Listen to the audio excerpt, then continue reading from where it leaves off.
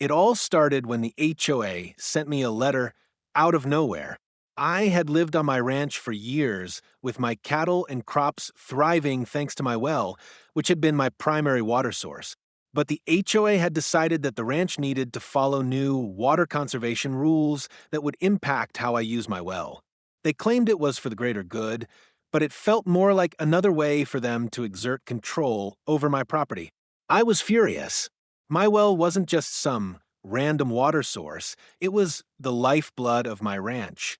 I had worked hard to dig and maintain it, and I wasn't about to let some HOA board members sitting in their cushy offices miles away make decisions about my water supply.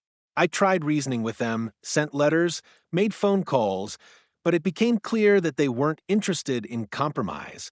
The HOA had spoken, and they expected me to comply. After exhausting all my options, I knew I had to make a bold move. The HOA's new policies were meant to regulate the water usage for the entire area, and they had already started imposing restrictions on my neighbors' cattle farms, which were dependent on the same water source. They were affecting my livelihood, so I decided to hit back, not with words, but with action. One afternoon, I walked out to the pump house and turned off the water supply to their cattle farms. The idea was simple. If the HOA was going to interfere with my well, they should feel the consequences of their actions. I wasn't doing it to hurt anyone, but I wanted to make a statement.